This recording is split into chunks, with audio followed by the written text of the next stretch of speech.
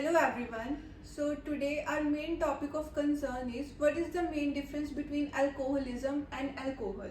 So for the same issue we have Namrita and Nitin Gupta with us from Wellness Clinic of Nest, and they are working in this sector from last 8 years. So please shed light on this. I think Dr. Saloni, this is just the apt question क्योंकि recently only media में काफ़ी हलचल थी alcohol को लेके. अभी जब lockdown थोड़ा रिलैक्स हुआ और लिकर पे बैन उठा तो बहुत लंबी लंबी कतारें थी लिकर शॉप्स पे. तो during discussion we found out that we learned कि बहुत कैजुअली कुछ टर्मिनोलॉजी यूज़ हो रही थी अबाउट ड्रिंकिंग और किसी को अल्कोहलिक कह देना और विड्रॉल आ रहे हैं. मतलब बहुत ही कैजुअल और बेलिटलिंग टर्म में ये चीज़ें यूज़ हो रही थी. और क्योंकि हमारा पर्सनल एक्सपीरियंस रहा है अल्कोहलिज्म के साथ में और हम एडिक्शन की फील्ड से फॉर लास्ट 8-9 ईयर्स से मैं और नितिन काम कर रहे हैं. So even we also learned only after coming in this field कि ड्रिंकिंग और अल्कोहल दो डिफरेंट चीज़ें हैं. हाँ, सबको अल्कोहल के बारे में पता है और काफ़ी सदियों से अल्कोहल का इस्तेमाल होता है.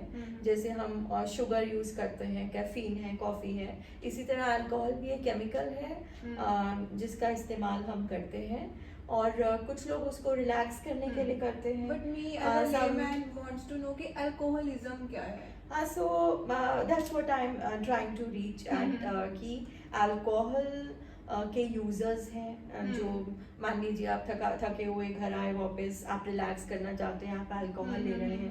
At the same time alcohol her person को सूट नहीं भी करता है.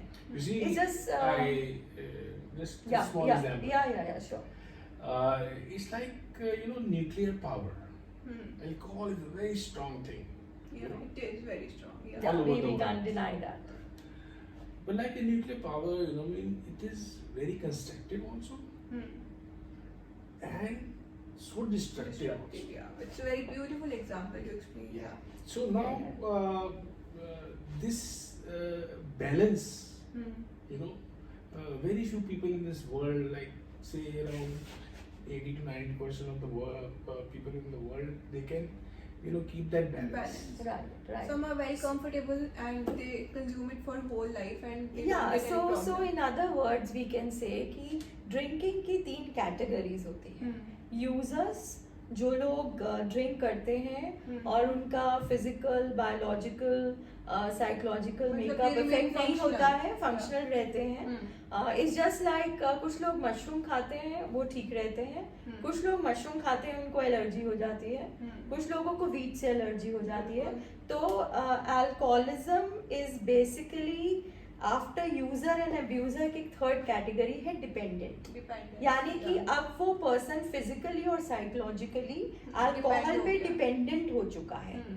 And that is what alcoholism is. जो आप क्वेश्चन पूछ रहे थे, drinking alcohol is a normal thing, but alcoholism is a disease of addiction.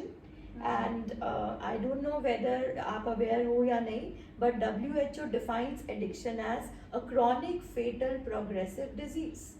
So ये जो बेसिक डिफरेंस है, तो किसी को अल्कोहलिक कहना क्योंकि वो बीमार पर्सन है. अब आप किसी कैंसर के पेशेंट को कैंसर ही नहीं बुलाओगे, बट आप बोलते हो, आप बहुत कैजुअली बोलते हैं हम लोग, I mean अल्कोहलिक, शराबी है. What is happening is that एक पर्सन जो है अपने आपकी एक कैटेगरी से अपना दूसरे पर्सन को अपना शराबी बोल रहा होता है, अल्कोहलिक बोल रहा होता है. उसको ये नहीं पता होता क्योंकि वो लेता है जब अल्कोहल, वो इंजॉय करता है.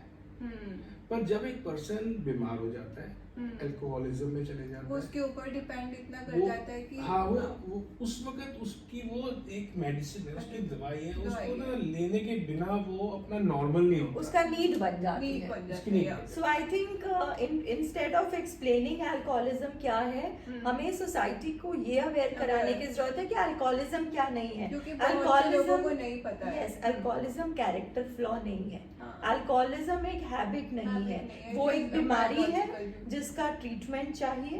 And that is what I mean, because Nest is also trying to bring awareness regarding mental health and addiction. So we thought it's our duty to share, because we were listening to the discussion, और जैसे आपने पूछा कि नहीं पता है, people are actually not aware of it. I don't think इतने लोगों को knowledge होगा कि it can be a disease, and even I have listened कि ये genetic भी है.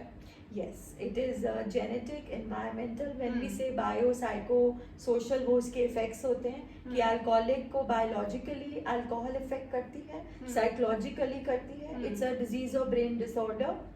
That is why जो person addiction में होता है, when it comes to lying or violence or crime, anyways वो काफी vast topic है. तो जिस दिन हम alcoholism के बारे में discuss करेंगे, we'll discuss about it. तो I think फिलहाल I think we should end at this, that